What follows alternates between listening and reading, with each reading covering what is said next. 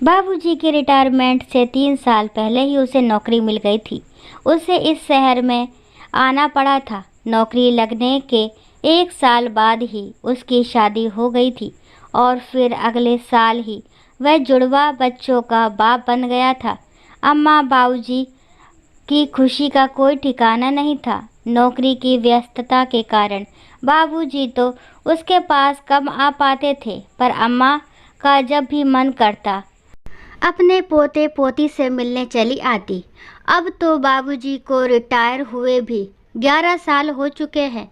जब वे रिटायर हुए थे तो उसने कितना आग्रह किया था कि वह सब साथ रहें, पर वे नहीं माने थे। अम्मा की इच्छा को नज़रअंदाज करते हुए उन्होंने गांव के अपने पुश्तैनी मकान को ठीक ठाक करा लिया था और वहीं रहने चले गए थे। उसने अम्मा से पूछा भी था कि इस उम्र में उन्हें अलग रहने की क्या ज़रूरत है, तो उन्होंने संकोच के साथ कहा था, तेरे बाबूजी को किसी पर बोझ बनकर रहना पसंद नहीं है। वे कहते हैं विशु को अपने परिवार के साथ आज़ादी से रहने दो। गांव में अपना मकान है, भगवान की दया से पेंशन भी है, फिर हम किसी को क्यों परेशान करें। वह सन्न रह गया था। क्या कह रही हो अम्मा? क्या मैं किसी की श्रेणी में आता हूँ? बेटा हूँ उनका। उन्होंने ऐसा सोचा भी क्यों? सच बताना, क्या कभी अनजाने में भी मैंने उन्हें ऐसा एहसास कराया है? समय तो ज़रूर गुजरा, लेकिन ठीक कुछ भी नहीं हुआ। उसकी माँ बिना कोई नोटिस दिए अचानक गुजर गई। उन सब के लिए ये एक बहुत बड़ा धक्का था। बाबूजी को भी इतना हैरान परेशान उसने कभी नहीं देखा था। गांव में उन्हें अकेला छोड़ने का सवाल ही नहीं था। इस बार उन्होंने भी कोई विरोध नहीं किया था और वे चुपचाप उसके साथ चले आए थे। वे आ तो गए थे, पर बिल्कुल अलग थलग से रहते। अक्सर कमरा बंद करके पड़े रहते। वह बाबूजी के कमरे में जाता। बाबूजी बस इतना ही कहते, आ गया तू, और उठकर बैठ जाते।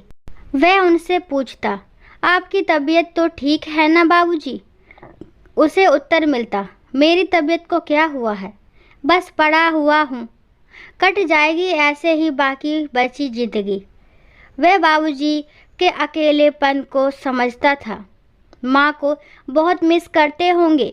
माँ की याद तो उसे भी बहुत आती थी, पर उसे लगता अगर वह उनके सामने माँ का जिक्र करेगा तो वे और भी परेशान हो जाएंगे, इसलिए चुप होकर रह जाता।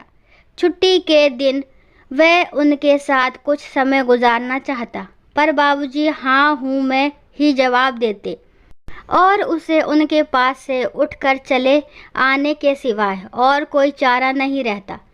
उसका मन करता बाबूजी अपने आप को सिर्फ अपने कमरे तक ही सीमित न रखें, पूरे परिवार के साथ उठे बैठे, ताकि उनका अकेलापन दूर हो सके और वे माँ की यादों से भी दूर रह सके। ये सोचकर वे पुराने ब्लैक एंड वाइट टीवी की जगह एक रंगीन टीवी खरीद लाया था। ड्राइंग रूम में रखा टीवी देखने भी वे कभी कभार ही बाहर आते। ज़्यादातर उसकी बीवी और दोनों बच्चे ही टीवी पर चिपके रहते। उस दिन बाबूजी टीवी पर न्यूज़ देख रहे थे, तभी बच्चे अपना कोई कार्यक्रम देखने के लिए जिद करने लगे। उन्होंने टीवी का रिमोट बच्चों को थमाया और अंदर जाकर लेट गए। वह जब अपने काम से लौट कर आया तब उसकी बीवी से उसे ये सब मालूम हुआ। उसने तुरंत ही उनके पास पहुंचकर इस बात के लिए माफ़ी मांगी और उन्हें बाहर आकर टीवी देखने के लिए कहा। वे उसकी बात सुनकर बोले, कोई बात नहीं, बच्चे हैं, फिर जिनका टीवी है उनका हक पहले बनता है। वह उनकी बात सुनकर सन्न रह गया था। क्या कह रहे हो बाबूजी? आप इस घर के सबसे बड़े हो, हर चीज़ पर पहला हक आपका है। बाबूजी ने कुछ नहीं कहा था और वे करवट बदलकर लेट गए थे। उनके इस व्यवहार से आहत सा वह बाहर निकल आया था। सुबह दफ्तर जाने से पहले वह नाश्ता कर रहा था। वह उठने को ही था कि बाबूजी डाइनिंग टेबल के पास आए और उससे पूछने लगे, मैं एक केला ले लूं क्या? उसने हैरानी से उन्हें देखते हुए कहा था, इसमें पूछने की क्या बात है? बाबूजी ने बिना कुछ कहे टेबल पर रखे केलों के गुच्छों में से एक केला तोड़ लिया और उसे छीलते हुए अंदर चले गए। उसे समझ में नहीं आ रहा था कि वह या उसका परिवार ऐसा क्या कर रहा था जिससे बाबूजी उनके साथ घुल मिल नहीं पा रहे थे। उस दिन उसकी छुट्टी थी। वह बालकनी में बैठा अखबार पढ़ रहा था। तभी बाबूजी नहाने के बाद अपने कपड़े सुखाने के लिए बालकनी में आए। उसने कहा, लाओ बाबूजी, मैं सुखा देता हूँ। पर उन्होंने इनकार में सिर हिलाते हुए अपने कपड़े खुद ही अरगनी पर फैला दिए। उसने देखा सूखने के लिए फैलाई बनियान में कई जगह छेद हो रहे थे। उससे रहा नहीं गया और वह उनसे पूछ बैठा, ये फटी हुई बनियान पहनते हो आप? उनका संक्षिप्त उत्तर था, मेरे पास यही है। उनका ये उत्तर उसे क्रोधित कर गया था। बाबूजी, आप मुझे बताओगे नहीं तो मुझे कैसे पता चलेगा? अगर आप फटी बनियान पहनोगे तो मेरा इतनी मेहनत से कमाने का क्या फ़ायदा? मुझे अपनी ज़रूरतें बता तो दिया करो।